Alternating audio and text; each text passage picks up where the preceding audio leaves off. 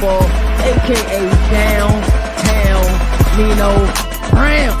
Yes, sir. Welcome to another marvelous episode of Overreaction Monday on a Tuesday. I am the governor of college football, and with me is a guy that needs no introduction, the mayor of college football, downtown Nino Brown. Nino, what's happening?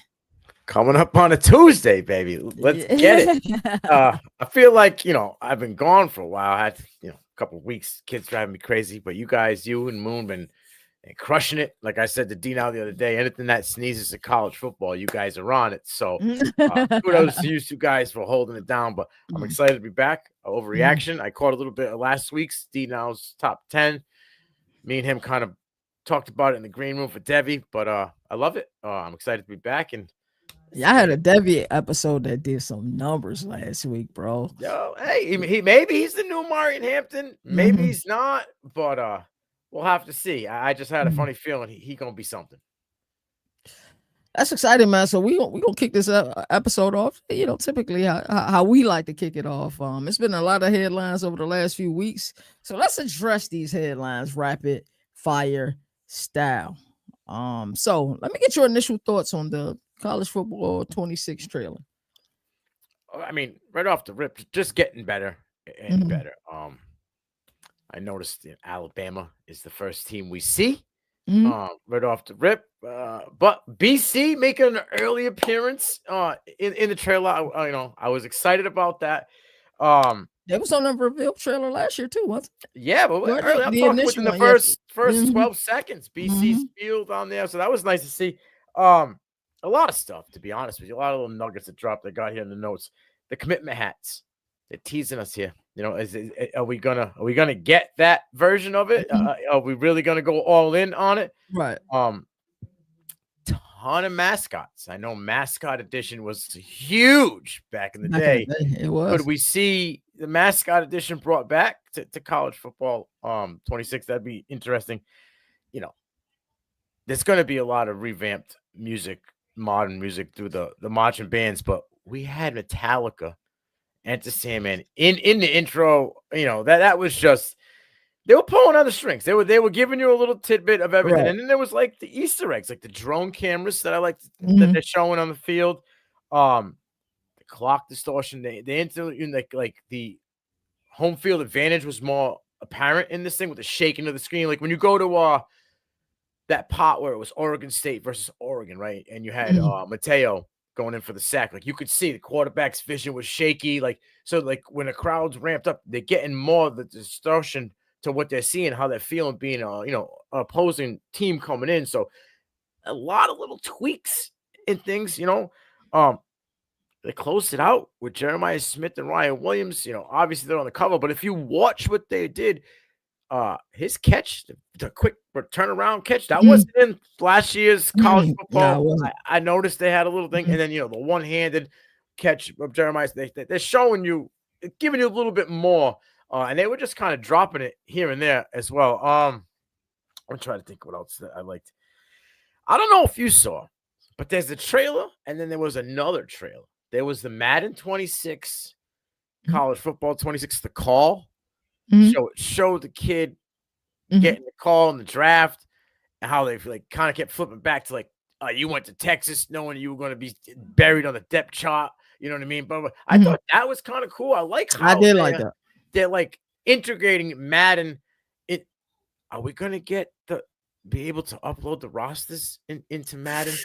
Are they teasing? Because that's what I'm getting from it. It showed them going from Texas to the Commanders, right? It showed the whole. Are they going to if they do have that in the works, do you get the call in that game as well? When you draft a guy, all of a sudden does it go to a video and your dude gets the call?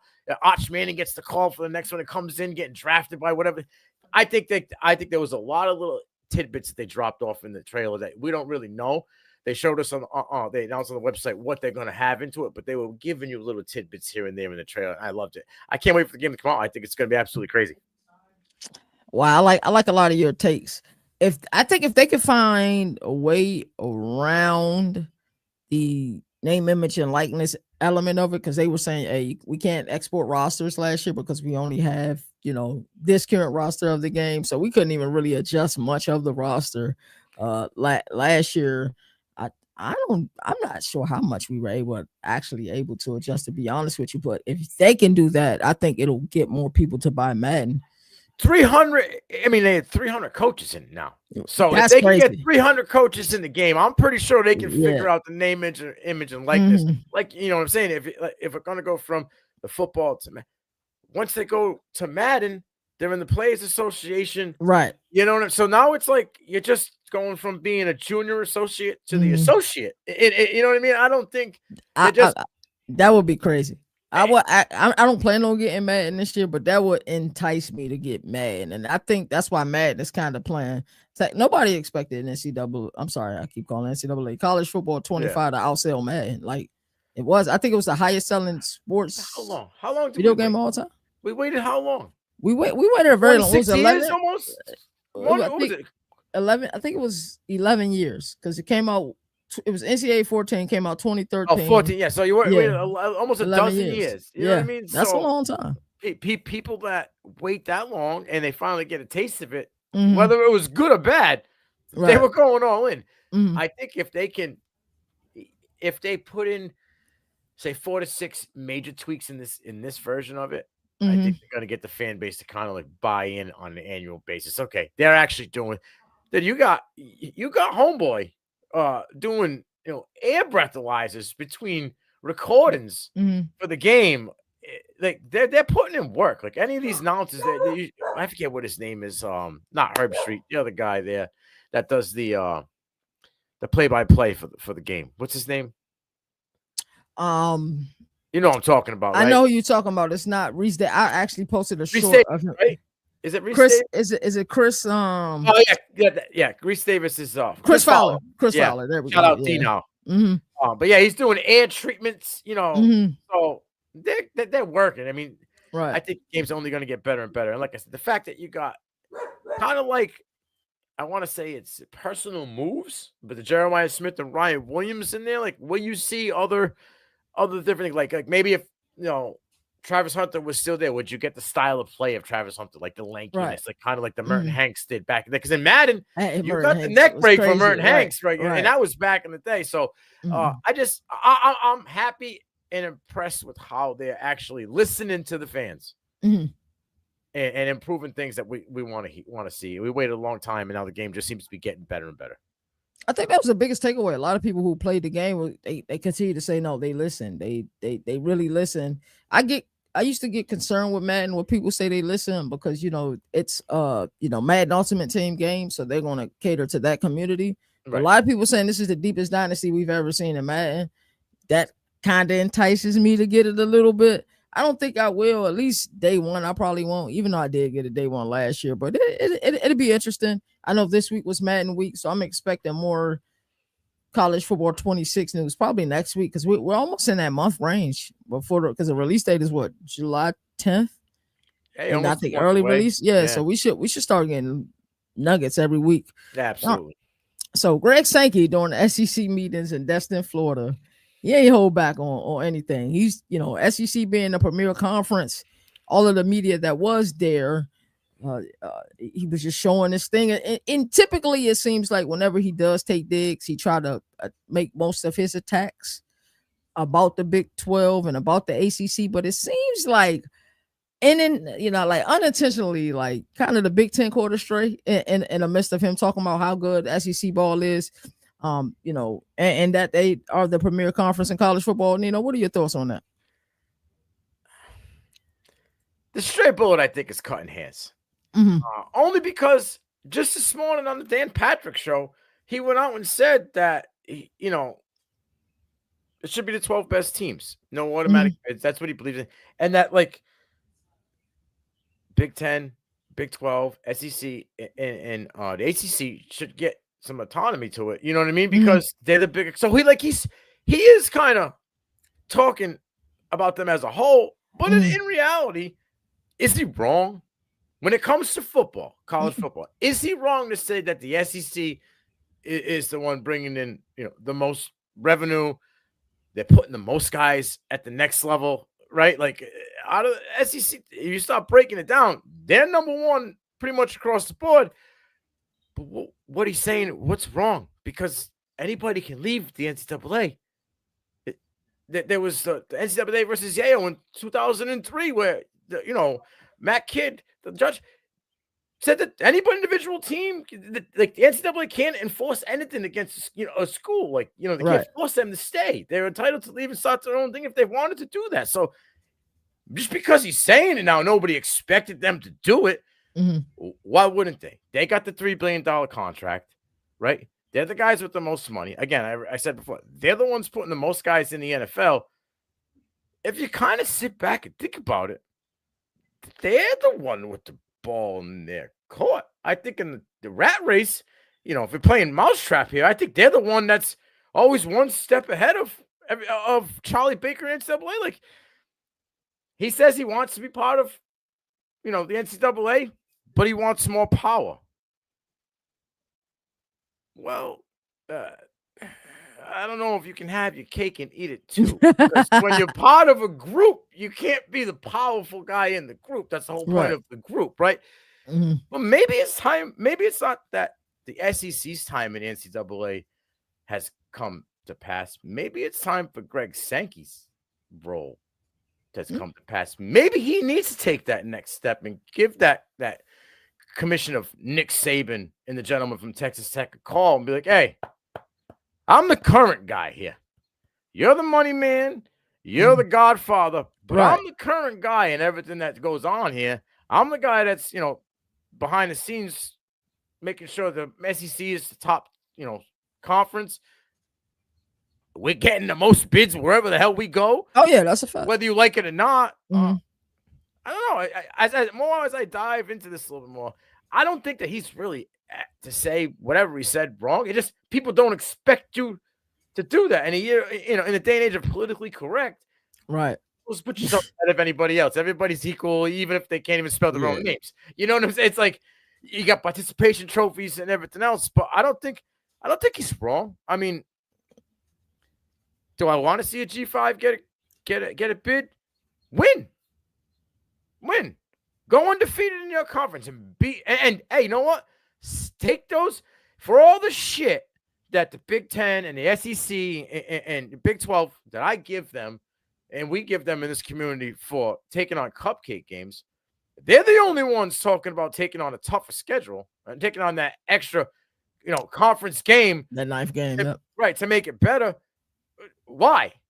Well, why isn't the G5 saying, or Pac-12 say, hey, I'll take on an extra ranks, or an extra, if you want to play, if they want to play with the big boys, then we got to play in the same field as the big boys, right? The big boys are playing multiple, yes, it's at the conference, but they're playing multiple big conference games, multiple ranked games. I think if you're looking at top schools in the SEC, five of them right off the rip have at least 6 already ranked games on their schedule to start the season, which could be more as they go on. You know what I mean? So play with the big boys, play more talent. And, Mountain West, I'm sorry, but, on the Sun Belt, you don't have as much dog in the fight as Big Ten and the SEC. You just don't. For every season that goes by, you put 5, they put 55 to the next level. So when you got to look at the final product and not just, you know what I mean? Yeah, he's kind of right. And I don't know if they can hold them back. I don't know if they can stop the SEC from doing what they could just doing what. My only concern is, what about other sports? That's where I think the hiccup comes in. I agree. What about basketball? What about baseball? Because SEC baseball is huge. What happens then? You know what I mean? How does that affect other collegiate sports for those schools in the SEC? Even if the Big Ten and the SEC merged, how does that? Because when you go to different sports, how the conferences work, it's totally different. You know what I mean? Just basketball alone is crazy. So I don't know. I think that's where the fear comes in. Because football, of course, if SEC decided we're gonna play our own schedule, we're going to, whoever wins our, conference championship playoff we're gonna deem the winner. That works in football, but NCAA March Madness, right, it's still supreme. And I think it'll college World Series is right. huge, It's right? right. And I think both of those can survive without the SEC. As Hundred crazy as percent, it sounds, I hundred think they'll both percent. survive. And the SEC will come to not invited tournament or not in tournament, as we like to say with the NIT. They, Uh, yeah, like because if we go back, I don't know off the top of my head. Okay, I'm mhm, not as up to date as it is with football, but for sure. if you go March Madness and you went for the College World Series, how many SEC schools? I know LSU won a couple of years ago, right when Screens was there. They were the team, but like how many SEC schools have won in the past 10 years? March Madness. Say How that many? again, Nino. My apologies. What you said? How many SEC schools have won March Madness or the College World Series in the past 10 years? That's a good question. Are we counting Oklahoma a part of? No, they just became Yeah, SEC. they just became a. Then Florida won it. Then before then, who was the last SEC team? At The one- LSU won in Women, baseball when right? Screens was there, right? Hmm. So, And they won in women's basketball recently as well. I'm trying to think. but out of the 10, one, maybe two out of, so like when it comes to the other sports, they don't have that stronghold. That you know what I mean? Like they ain't got everybody in the mankind chokehold. They don't have the mandible claw like they do in football. And I'll tell you what, because I kind of give kudos to Sankey a little bit because he could be more of a dick than he is. He really could. He really could. I probably would be that dick if I had the power that he had with the product that I'm putting out consistently year in and year out with the coaches that are in the SEC. Man, I might be out there throwing a little bit more body blows than just he's just jabbing people in the face. That's what he's doing. He's jabbing people in the face. And what happens is when he came out and talked about leaving the NCAA, that's like Floyd Mayweather hitting Ortiz when Ortiz had his hands down. Wasn't ready. They weren't ready. They thought, we're all playing fair. And he smashed him in the mouth. And he was like, oh, shit, what? Back in 2011. Yeah, that's what the rest of college football is doing right now. Oh, shit. We weren't ready for that. And then they realized, oh, shit, they really can do it. And be successful, probably, if they did it. I give him a little bit more respect because he could be an absolute D-bag through the whole thing. And he's kind of handling himself in a respectable way. Yeah, I would agree. Like them asking for, the 4 automatic qualifiers, they can do it. Same thing with the Big Ten. Big Ten won the last 2 championships. And I know it frustrates so many people, the fact that they can do it and like, just earn it. But I'm telling you, Greg Sankey isn't happy about the SEC not even being in the National College Football Championship. Like forget winning. They haven't even been in the last 2. Right. And they've had more teams in the fight than anybody else, too. Right. So that kind of, but it's a 50-50 double-edged sword, right? Like he's telling you, yeah, all right, we may not have won, but I'm still putting the most teams in the pot, right? I'm still putting the most teams in the pot out of the SEC. Fortunately, when it comes down, maybe my teams are tired after having all that, tough competition all season. That when it comes to the playoff, I got a little bit of wear and tear on them. I'm not making excuses. I'm just saying maybe that's where he's going with it. But they have the power. Their ball is in their court.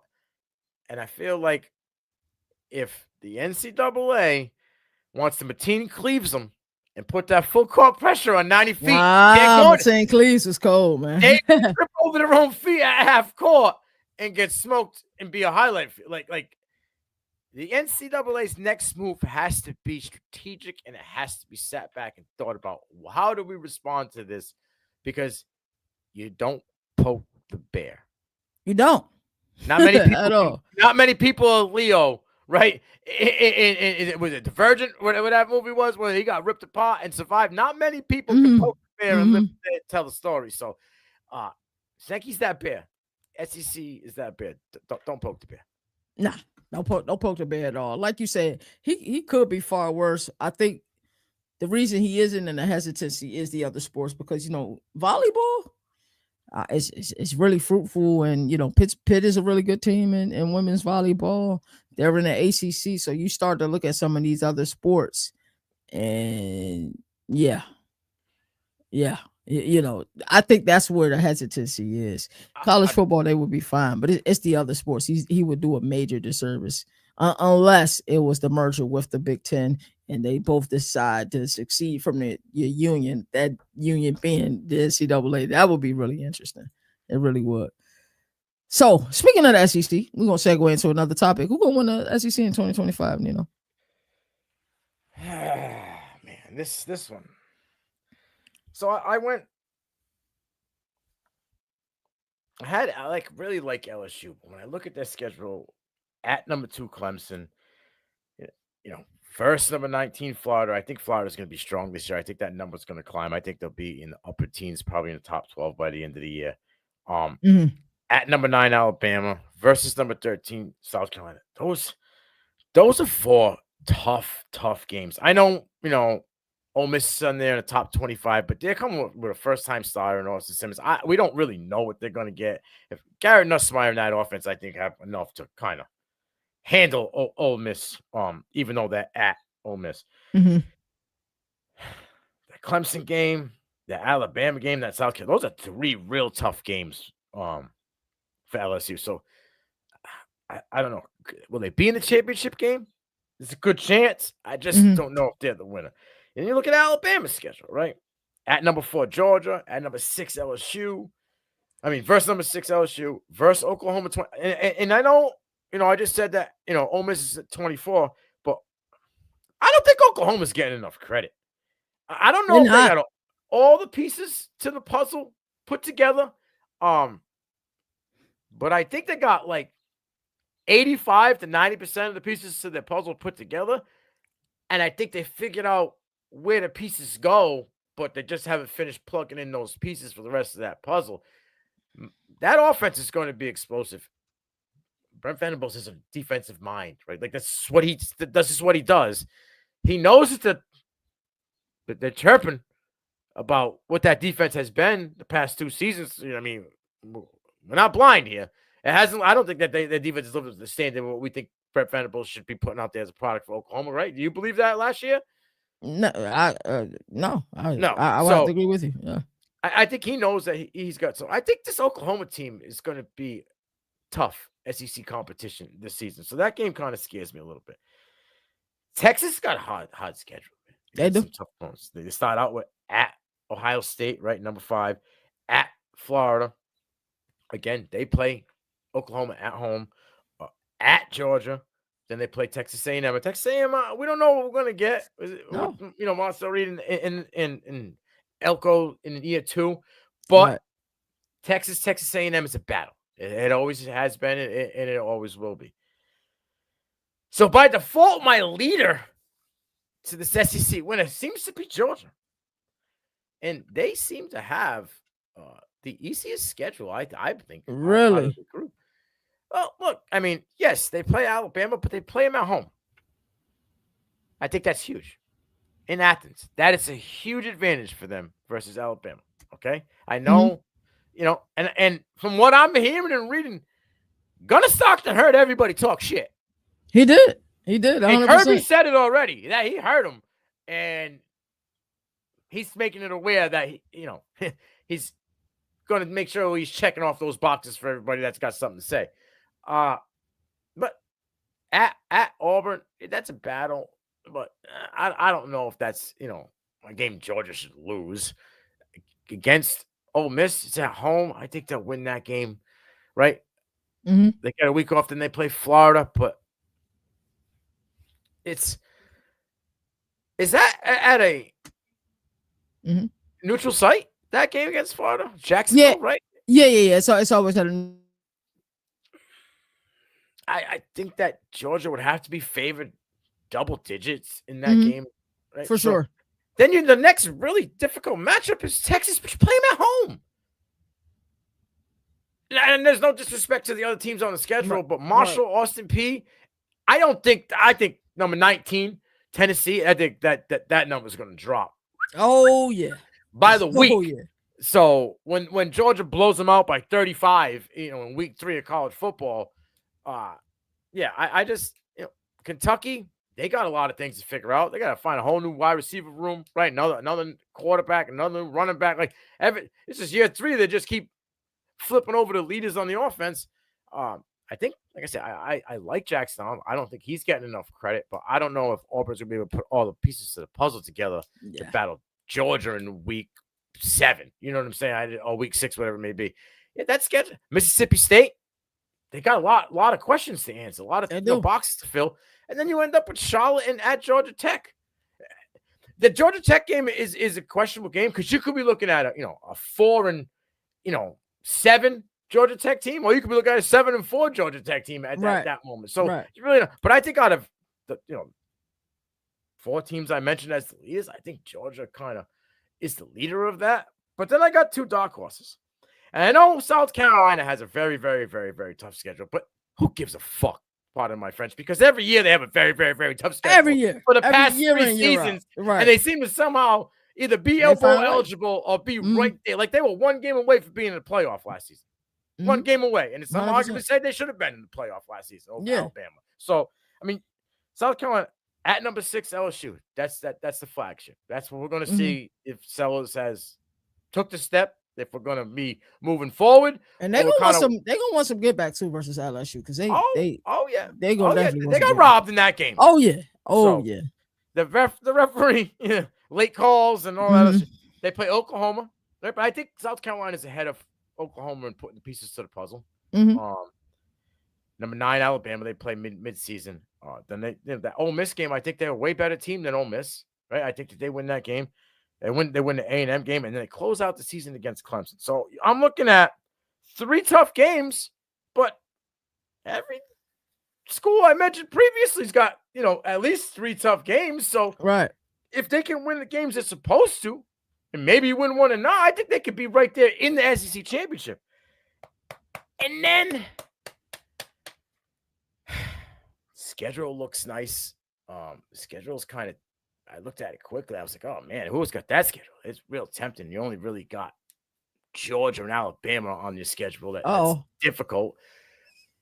But it seems as though both of those games happen to be in Jordan-Hare Stadium. Jackson Arnold, that wide receiver room, teams seem to build around a coach that's got something. Whether it be a sickness or a personal issue. We see this, right? They just. We saw it with Chuck Pagano. We saw a little bit with Ron Rivera during this time. Don't let Auburn catch lightning in a bottle. Don't let them stick around games, especially against, let me see. It'd be week 4 and 5, back-to-back games against Oklahoma and Texas A&M. They win those games, they get a week off, and they play Georgia. Watch out. I don't think Auburn has put it all together yet. But at that point, week 6, they may have put all the pieces to the puzzle. I think Georgia should go in there and silence the crowd. That should be a check. You know what I mean? All right, that would be a reality check. All right, well, we're better, but we're not there yet. But by the time they go to face Alabama, we don't know what kind of Alabama team we're going to be facing. Again, for sure. It's Ty Simpson in his first year as a starter. Last time we saw Ty Simpson, he was throwing up on his feet. It was bad. So, it was real bad. It looks and seems as though he's going to be the guy. He's taking the progressions forward. Man, they could go into that as a 1-loss team, a 1-loss Auburn team to play Alabama at home. They almost beat them last year. They did. It took a Hail Mary, make myself relevant again, throw from Jalen Milroe, right, to win that game.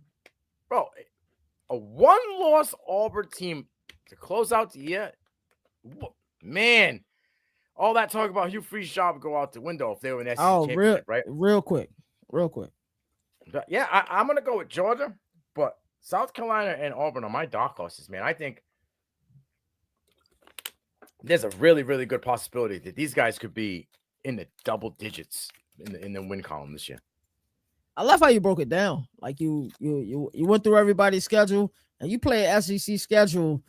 It's going to be a tough schedule, but we were able last year we were able to identify that Missouri kind of had an easier road than everybody else. Didn't quite take advantage of it, but we were able to identify that earlier on last season. So I like your thought process. You're going with Georgia. Kirby Smart is still the best coach in the sport for my money. Gunnar Stockton, I'm interested to see where he's at. I'll be following them closely during fall camp. Uh, I think I'm sipping the Gainesville juice right now. I really like Florida. I think what I like mostly about Florida is their offensive line. I think they're a Joe Moore Award candidate for sure. Alabama is really interested in me. Georgia, I don't know. I don't know. They're just always there. That's the thing about Georgia. They're just always there, so you can't count them out. So it's a really good question, bro.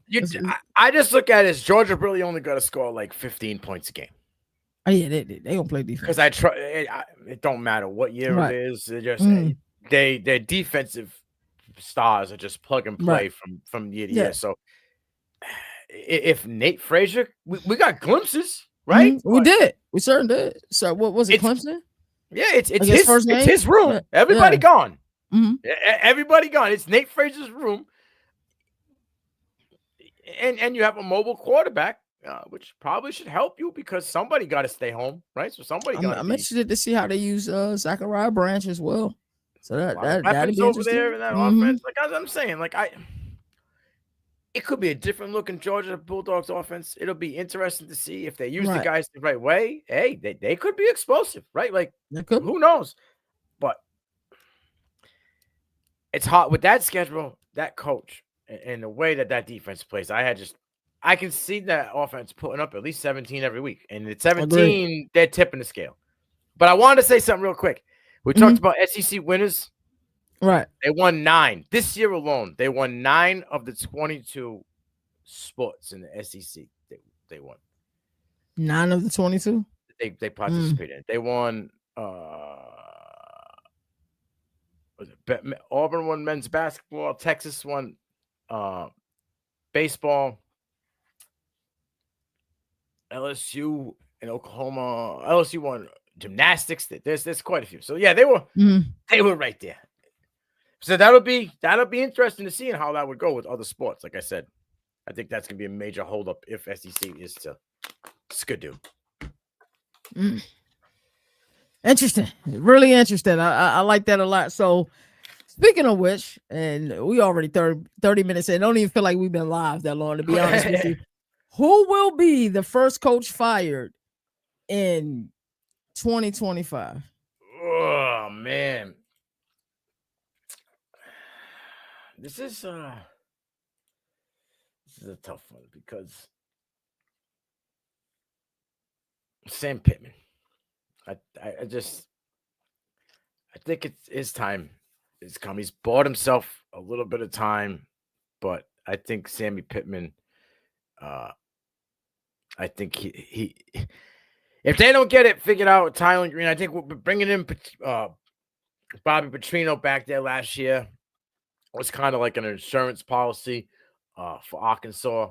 So it's like I think Sammy Pittman's time at Arkansas has come to a crashing halt because it hasn't been very good over the past 2 years. They were expecting more out of him last year, and that was just a debacle. And the last season with KJ Jefferson, 7-6, 4-8, 7-6 over the past 3 seasons. Yes, 7-6 is winning, but by the skin of their teeth. They're 3-5 in the conference back to back. 2 years ago, they were 1-7. The fire in the SEC is on their ass. He's below 500 as he's been at Arkansas. Like I said, Bobby Petrino coming there, I feel as though that was just kind of like, we have our backup plan if you can't get it done. So I think, Sammy, I don't even know if we look quickly through Arkansas schedule, I don't even know if he makes it the whole year. Let me see. If they lose to Tennessee by week 2, 4, 6, by week 6, yeah, then he's got a gauntlet of teams to face after that. I think Sam Pittman is the first coach in SEC fight. Sam Pittman, first coach in the SEC fire. Wow. Well, like I said, it's because the last couple of years has been terrible, right? Yeah, his record has been barely above 500. His SEC play has been just gross. So what about nationwide? Or you think he'll be the first coach fired? SEC. I think he'll be. Yeah, SEC. I don't know, Nation. I'd have to kind of go down. Okay. Well, yeah, Sam Pittman in the SEC. I think that's the best choice. I don't think Levy's quite there because Blake Shapen, even though they weren't performing well as a team, he played really well last year in Starkville. I think nationally it's Scott Satterfield. Really? Yeah. Why so? Well, he hasn't been bowl eligible yet. Neither 2 seasons. I think he finished just below bowl eligibility. I think he kind of got what I think these last two was this both of his first 2 seasons in the Big 12. Yeah, I think so. Yeah. So yeah, his first 2 seasons in the Big 12.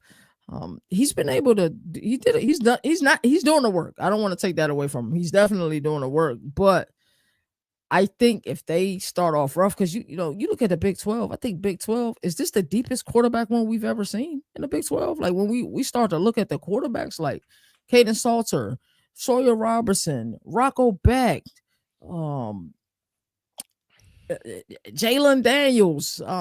There's just a myriad of quarterbacks. Josh Hoover, and I'm just scratching Connor Wegman. There's just a myriad of quarterbacks in this conference, and there's just Sam Levitt is another guy that I forgot about. Like you look at all of these teams in that conference, and yes, we do get a surprise team every year, but I started to look around and I say, if Cincinnati don't win, I think 7 is the number games this year. I think he's done. And if they start off horribly, I think he's done.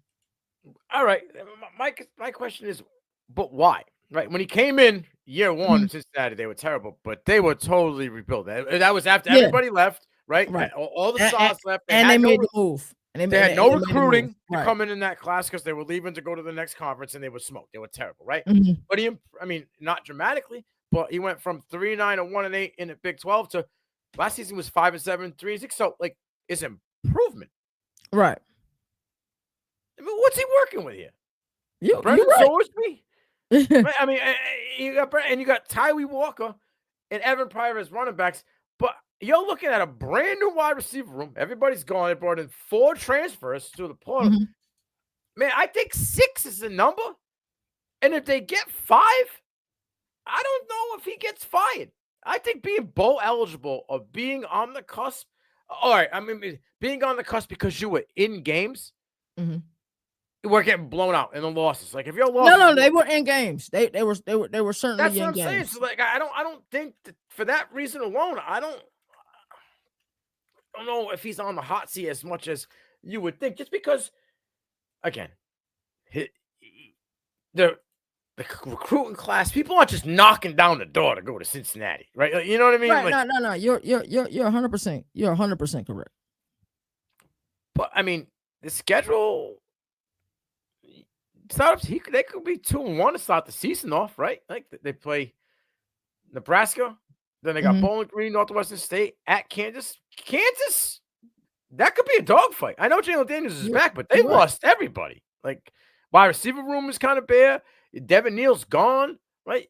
You lost your linebacker. You lost both of the cornerbacks that were out there that were locked down. So they got a lot to replace. I mean, I'm not saying Cincinnati's going to win 9 games.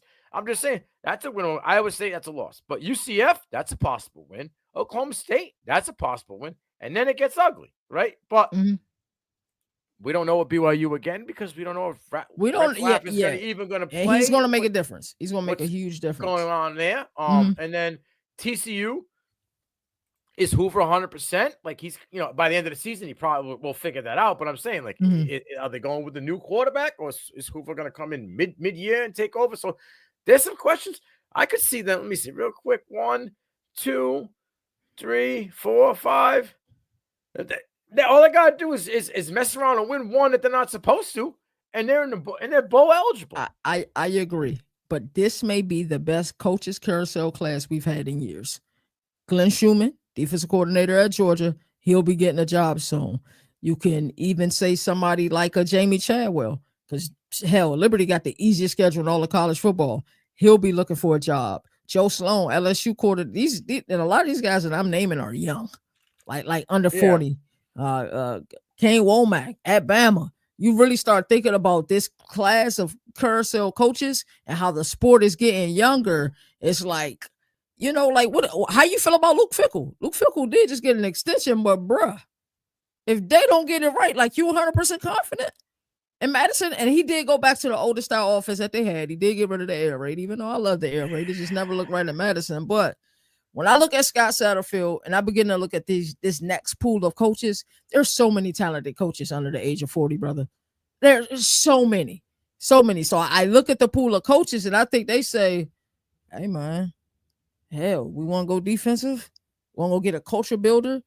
Have we been watching with Glenn Schumann, who's under 40 years old, and what the hell he's been doing in Athens, Georgia, and continue to rinse and repeat? Hey, you guys go to NFL, ball out. Your turn, ball out. Your turn, ball out. You start really looking at the pool of the next wave of coaches. That's why I say, like, I feel like it has to be 7 wins and he keeps his job. It has to be 7. Because this next wave of coaches are going to be phenomenal. Yeah, I mean, I guess. I mean, but he was just a 7. He when he was at Louisville, which 7 was like the average for him. So they knew what they were getting. They did, and that's why none of us were really a fan of the hire. To it was default hire. Right.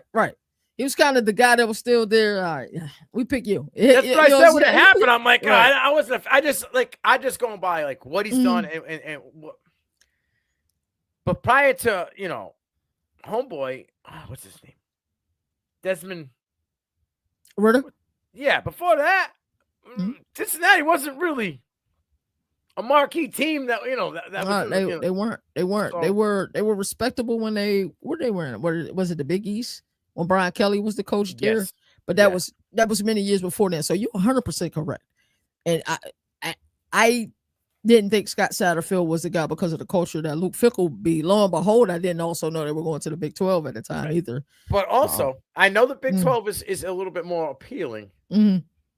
But you think the gentleman from Georgia wants to go coach Cincinnati? I think there's going to be better teams. You're right. You're right. You know what I mean? There'll definitely be better teams. Luke Fickle ain't going to Cincinnati after he was in Wisconsin.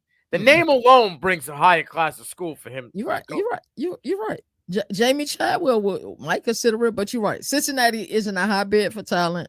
And even though they're in the Big 12, some people wouldn't even feel like that's a progressive move. In some minds, even from the G5 perspective, they may feel like that's a lateral move. So it's scary. So I see what you're saying. That's a great take. That's actually a brilliant take, bro. And Chadwell took a step back last year.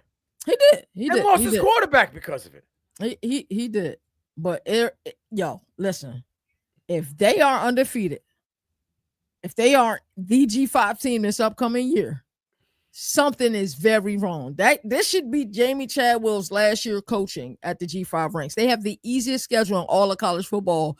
2 new teams in that conference, and I think they play both of them. And not to mention Kennesaw State, which is another new team.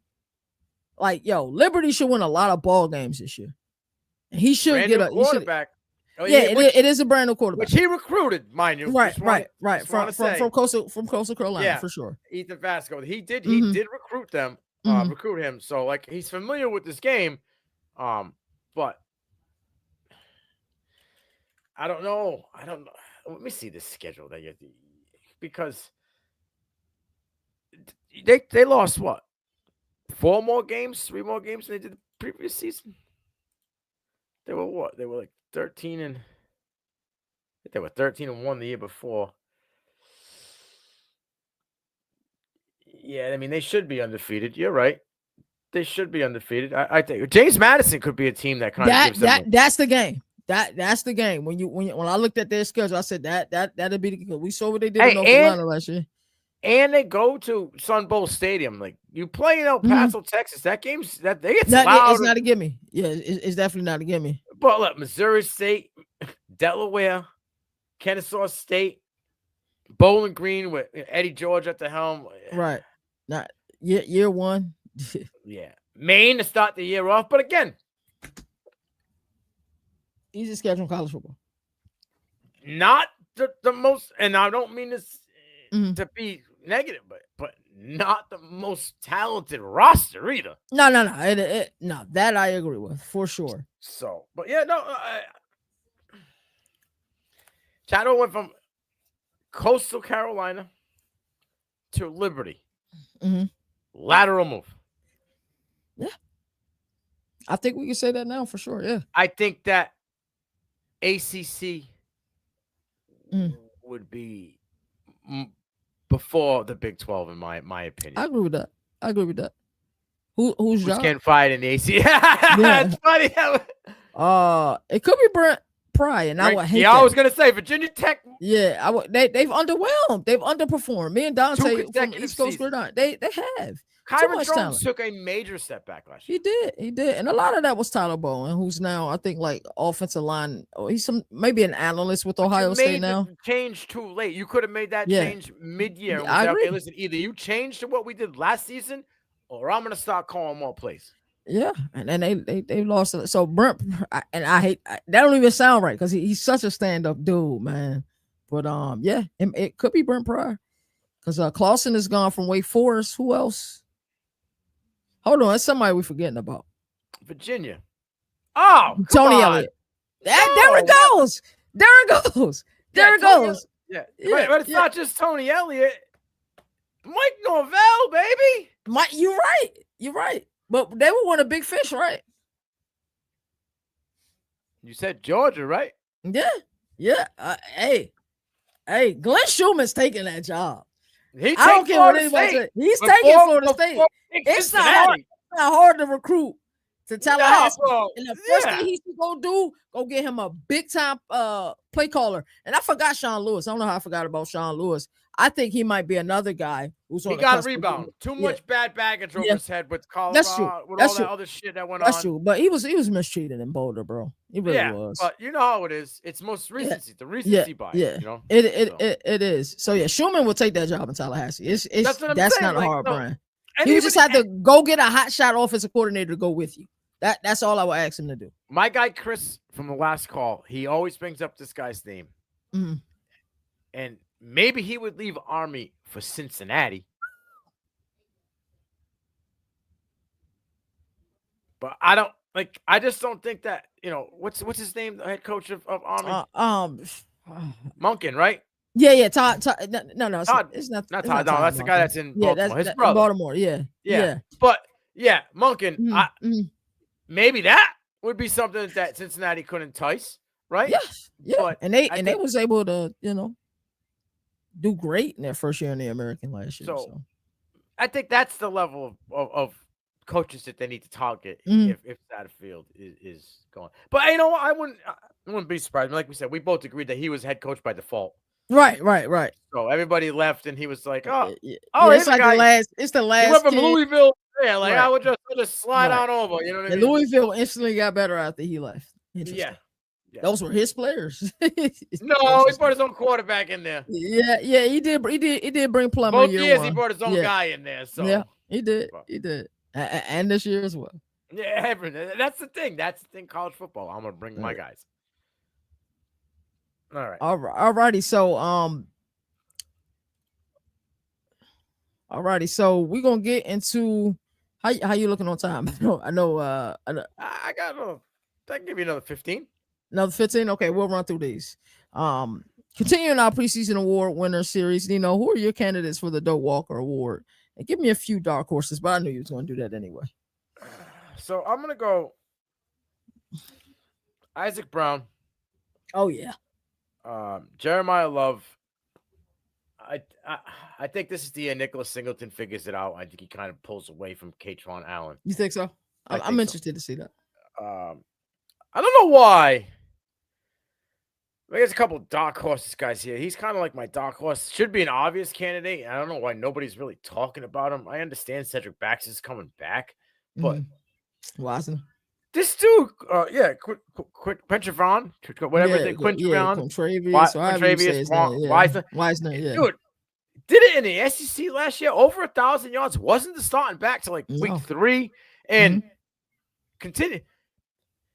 I know everybody wants the Arch Manning party to begin, but if you think that they're just going to put 90% of the pressure on Arch Manning to come out of the gate, my friends, you don't watch fucking football. You don't. In college football, you need supreme balance. Yes, you will win. crush this kid's fucking confidence. You Look will. at what happened to Dante Moore. That Yep. is what will happen to Arch Manning if you say, homie, take this ball and run with it. You're in charge of whatever the hell you want to do.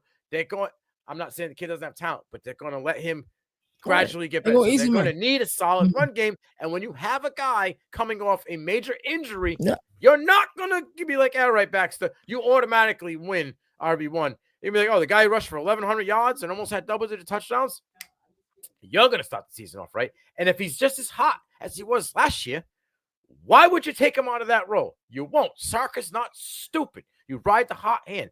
I think he's a guy that needs to be considered, especially with a first-year starting quarterback in a wide receiver room that's going to need to be figured out. Brand new.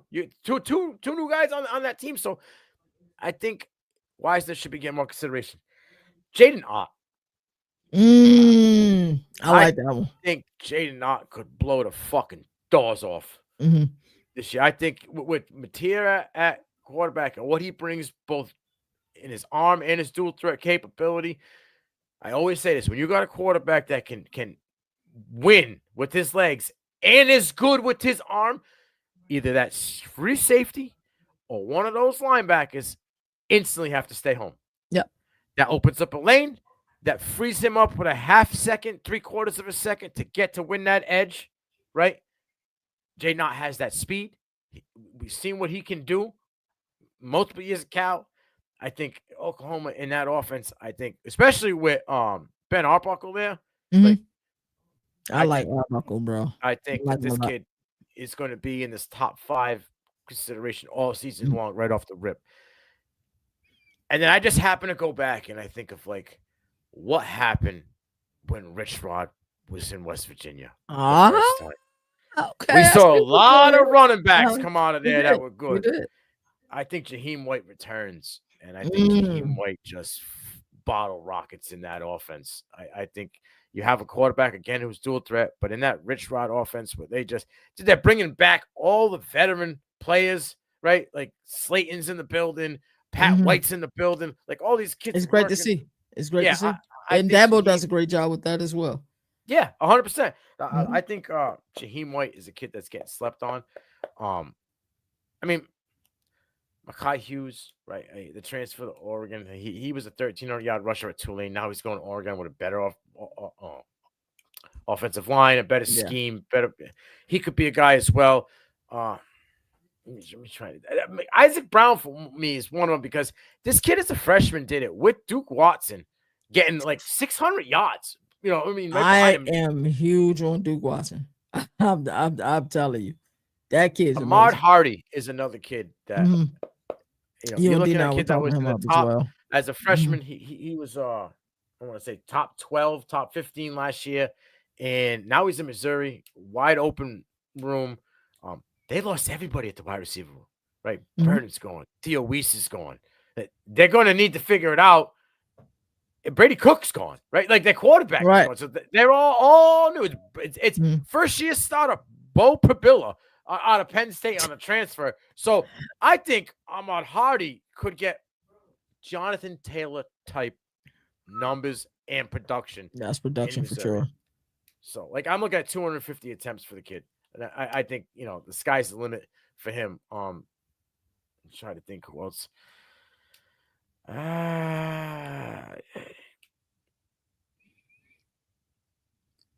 AJ Henderson out of Buffalo. Kid, another kid that was a 1,000-yard runner. I mean, if we can get Aston Jenny out of Boise State, win the Doak Walker, right? And Heisman consideration. For sure. I think that, this gentleman out of Buffalo, AJ Henderson, similar style of build, similar style of running ability. For a dark horse, I'll go with AJ Henderson out of Buffalo. Like I said, outside of Jaheim White and Jaden Knott. I think you know this segment. You gave a lot of quality backs. The backs I were going to mention were a few spell backs in Jadarian Price. I'm a huge Jadarian Price fan. with Notre Dame. And then I was also going to mention the guy that you mentioned already, Doak Walker, because I'm buying all the Doak Watson stock right now. He was at we averaged like 9 yards a carry last season. Like Yeah. As a second string, like every time he came in, it right, was explosive. Bang, right, bang, bang. right. Just and they just see it. And I actually, I was high on Jawad Jordan, but I like Isaac Brown and Doak Watson more than I like Jawad Jordan and what was his name? Isaac Orendo, I believe his name was. Yeah, Isaac Urendo. Yeah, But Isaac Urendo wasn't a factor in the year. It was when it came to the underwear Olympics. Right. Yeah. There you go.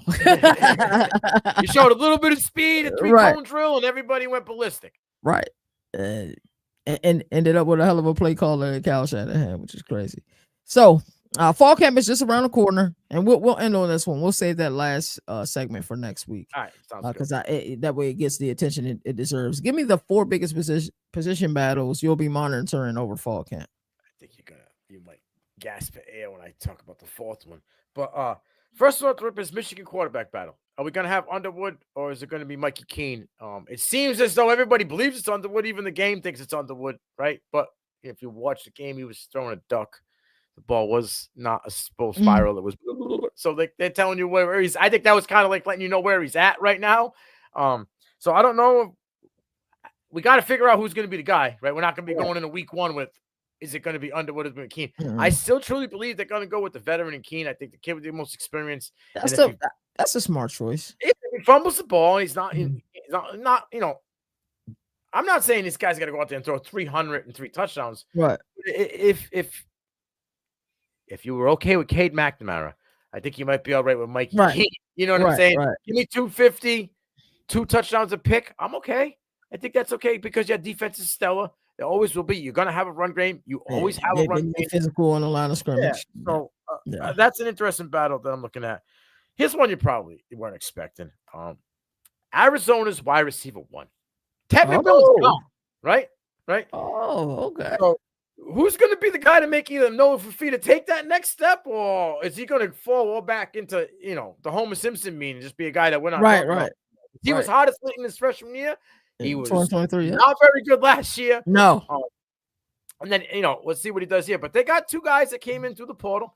Chris Hudson, former Oregon Duck, was at Washington State last year with Kyle Williams. He had almost 700 yards, 2 touchdowns. He's close to like 13 yards per catch. But he's kind of a slot guy, right? And they brought in the kid that I love out of New Mexico, and Luke Weissung. This kid's 70 receptions, almost 900 yards. Another guy averages 12 yards per catch. But he's a slot guy too. Who's going to be a guy? It seems it's going to be doing that short, intermediate type offense with who they brought in for talent. So who's going to be the guy that's going to, get to be that safety blanket for Noah Fafita? It's going to be that guy that gets the ball and kind of moves in space with it. Because I don't think you're going to have that big play Ted McMillan guy for Arizona this year. I think one of those 2 gentlemen is going to be the guy that it's going to, be the guy, kind of like an Efren Chisholm. He's going to be the guy, get the ball in space and go with it. So which one of those guys is going to be able to win the trust and confidence of Fafita and be that wide receiver 1? Then I'm going to go Maryland quarterback room.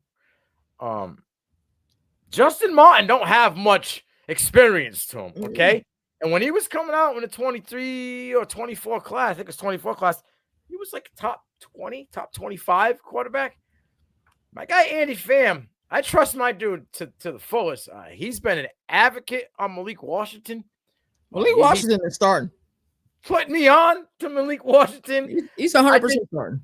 Talent is much better, but we're not hearing any of that, right? Like you go and look anywhere, it has Justin Martin as the 1 in the depth charts. Everywhere you look, you're not hearing anything about it. Beat writers aren't really talking about the quarterback battle or who's winning the battle. Now Loxley is I've been around that program. He keeps things close. So I want to see if a freshman wins that battle because I think he gives them the best odds to be in better. Because we talk about coaches that could be fired. That's one. That's my guy. But Mike Loxley right now, last year, and Northwestern put hands and feet on you Yes, he fumbled the MJ Morris bag. He did. Don't fumble this Malik Washington bag because I think if the kid doesn't start or at least start half the season, he's gone. He's gone. I'll steal it, and they will be throwing. There'll be just as many officers that were when he was coming out of high school in the portal. He may get pressure from some people higher up. Hey man, when you put some people in these stands, start the kid. Yeah, start the kid. Like, he gives us the best chance to win because Justin Martin couldn't beat out dudes at UCLA last year. Right. It's facts. But yeah, I think it'll be. I don't think Loxley has a choice, and as messed up as that sound, I truly don't think he has a choice. And then this one is up here in the hot BC's quarterback room, bro. Is it going to be Grayson James? Oh no, I didn't know this. You got to inform me, brother. I thought it was a foregone conclusion that was Grayson James. What do you know? What I know right now is Grayson James is looking at QB2. As if we were to play football right this moment, Grayson James is QB2. Dylan Longerin is quarterback 1. He's caught on to that offense a little bit better, a little bit quick. He looked, from my guys, what I've seen, I haven't been able to make out the practices, but I got guys that I talked to. Right, yeah, I know you got people that he's looked as the better quarterback, stronger arm downfield. Him and Ty Lockwood, I believe, the tight end, transfer over from Alabama as well. They've already got an instant connection. He's been delivering the ball well. It's close, right? But as of right now, Dylan seems to be the one. I don't think Grayson's going anywhere if he doesn't win the job. I think Grayson's happy with Boston College.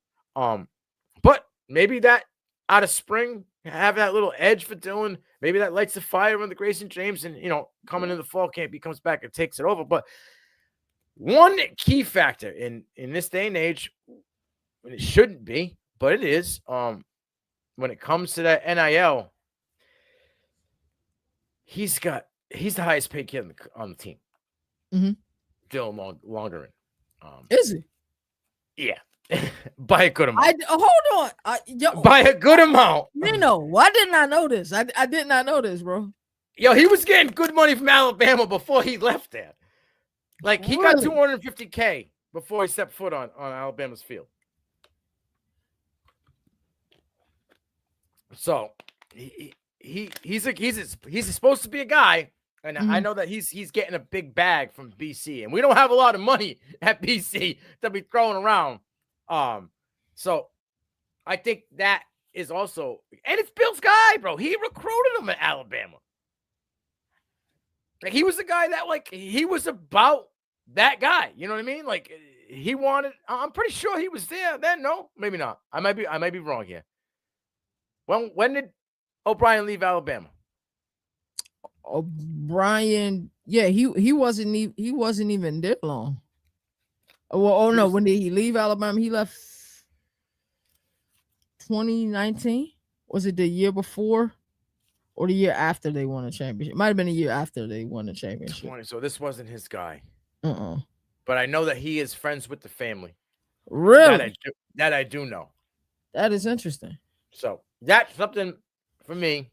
I didn't know that. Oh, we gonna get this. We gonna get this on Beantown Brew, bro. Oh, I got a couple episodes popping. You already know the deal with that. I'll be dropping very, very soon. I'm excited about that, man. It's always a pleasure. But you're right. I didn't know. And what's crazy is I was talking about Bill O'Brien and talking about the intel that you gave me, how things just felt different when you walked into the building last year and how tidy things were. We saw Thomas Castellanos. He might not have liked Bill O'Brien's approach, but he got them interceptions down. He was a turnover machine his first season there. So you saw the Bill O'Brien effect.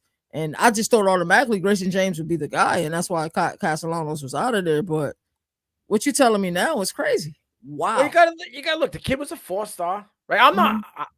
I still want Grayson, to win because I like Grayson. I think he's. I said it when Thomas was there. He fits that Bill O'Brien mold for the pure pocket passer. He has that internal clock, which Tommy never had. We watched. Tommy. Right. Yeah, no, he wasn't counting anything. He was just counting his birdies after when he got up. You know what I'm saying? It was street ball. That's what. Yeah. And I hope he has a good year. But I mean, he started off the year. He had a labrum injury in the spring, right? Like, I don't think he played much for Florida State. No, but I think everybody's projecting him to be okay because I heard he's not gonna have to throw much. Yeah. Stop it, man. But yeah, so I like Grayson. I think he did great last year, and he made some throws last year that I was like, okay. I was. I remember you were excited. Tommy wasn't making that throw, and people in the booth to me were going, "Yeah, man, you're right." As much as we don't want to admit it, Right, you were right. right. Like he's not making that throw. Like and Mm. when they tried to have Tommy make that throw, it was a duck by 15 yards out of his hand. So Grayson brought them to a different level. But if Dylan has the next that be the quarterback to get us to the next level, hey, get us 8 wins, 9 wins, maybe be in the top 3. Like, because in reality, if we start talking about it, outside of Clemson in the ACC, you afraid of anybody? It's for the taking. It is 100. And I said somebody that got to play Clemson in the ACC championship. Right. Why not BC? Right. Why not BC? SMU, everybody thinks is automatically just going to regurgitate what they did last year. But they got a lot of traveling again to do on their schedule, right? And for some reason, lost some production. They've lost some production. Yeah, they lost some. I did not see Kevin Jennings take as much of a step last year as I would have hoped for them to come out in week 1 and ultimately say, yeah, Preston Stone's not our guy. Like, I thought this dude was going to come out after the Nevada game. That I thought it was going to be a blowout. And he's like, yo, what the hell is going on? I was like, I don't know. Like, right? It was bad. It was bad. It was bad. Like, so now he's a guy that could, I'm not saying he's going to get fired, but he's the guy that could get talked about for rumblings about, his job. If they don't have Red Lashley. Yeah, I mean, he said some stupid shit recently. Yes, over the past 2 years, he said some stupid shit, right?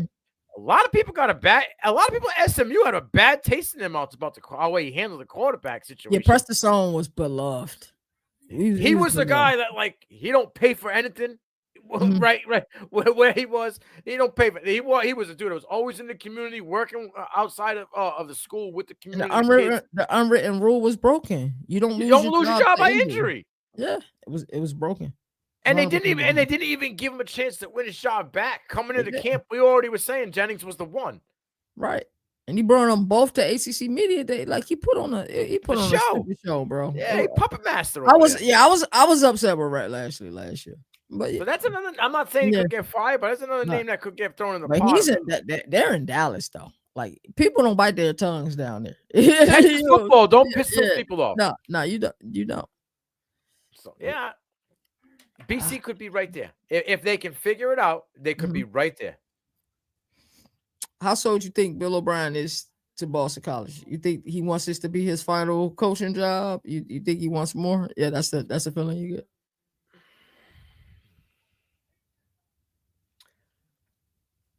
I think he wants to bring Boston College back to what the Matt Ryan days.